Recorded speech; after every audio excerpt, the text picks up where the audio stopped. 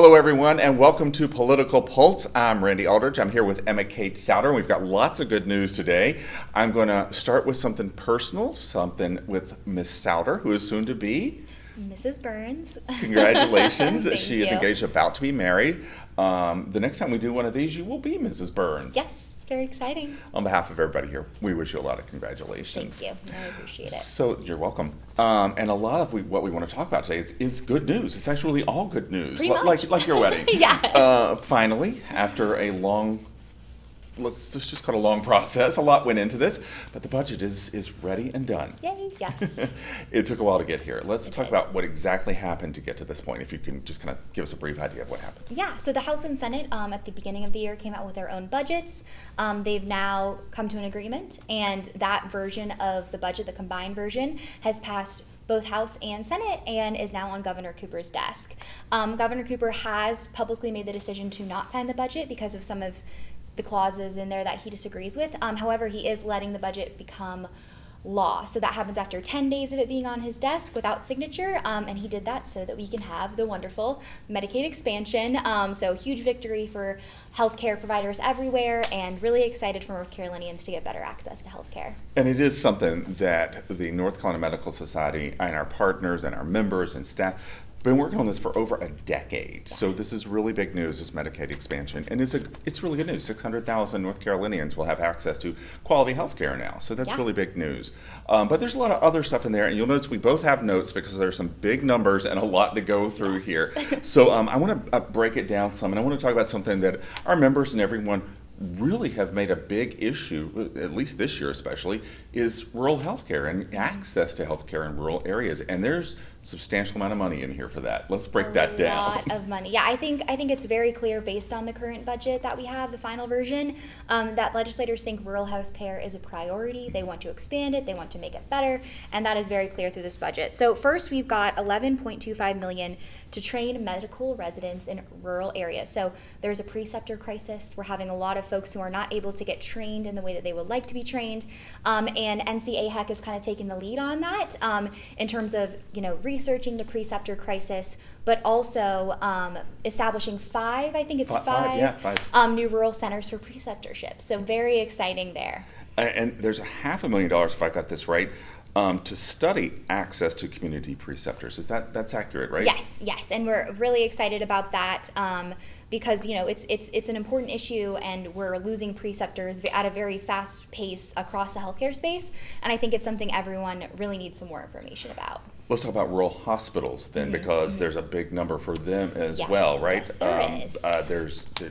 There's loans that are coming for them, right? Yes, $12.5 million in loans for eligible rural hospitals. So, when Medicaid expansion first became an option, some rural hospitals in North Carolina closed. So those loans are aimed at, getting those hospitals back up and running and just letting people have access to hospitals for emergency care. No one should have to drive more than a few hours or even an hour to go to a hospital. Yeah, the medical care is immediate in a lot of cases.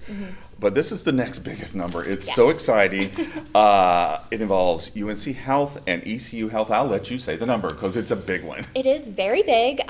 $420 million, so almost $500 million, is set aside to create 3 rural health clinics, and there's $10 million in startup costs for that. So again, really pushing rural health and creating new places for people to go to get health care. Really excited about that for both of those facilities. And $50 million for the Children's Behavioral Health Hospital, which is a great amount. That's Absolutely. A lot of money. It's a lot of money. There's a lot of money wrapped up in there, which is really important and great for the state. Something else our members have talked about quite a bit is loan repayment, and we've got big news on this as well. Yes. So we have $25 million to expand the current rural health loan repayment program for healthcare workers in rural areas, and we're very, very excited about that. So that just helps people get into rural counties and helps them pay back their loans, which is a win for everyone. And what you also have talked about, and we've talked about this earlier, there are other loan repayment options in this budget, right? Yeah, there is a another carve out $8 million for primary care and psychiatry, those specialties specifically for forgiveness for those students in loans. And we think that's really important, stipulation, not only for rural, but for the primary care and psychiatry, because we're seeing a very large lack of providers in the primary care space that's really affecting North Carolinians in terms of waiting to see a primary care provider. And then psychiatry, we've had mental health be really bad in the state and throughout the country, and post-pandemic, I think it's been hard for a lot of people. So I think it's really important and showing that the General Assembly has specifically pointed to those two. I agree with you, and I think the pandemic, among the many things it taught us, is the importance of mental health care. And that kind of leads me to my next thing. There actually is a line item here for telehealth, which is something else I think that the country discovered the importance of during the pandemic. So tell me a little bit about that. Yeah, we've got $5 million for expanded telehealth infrastructure. So, we're still building that out, still kind of feeling it out. And I know that, there's going to be utilization of that in rural spaces as well for folks who live in areas where there aren't as many providers. And there are a lot of other little line items in here that we think are great, like $10 million for new slots in the innovation waiver system. Absolutely. There's also something happening with the Office of the Medical Examiner.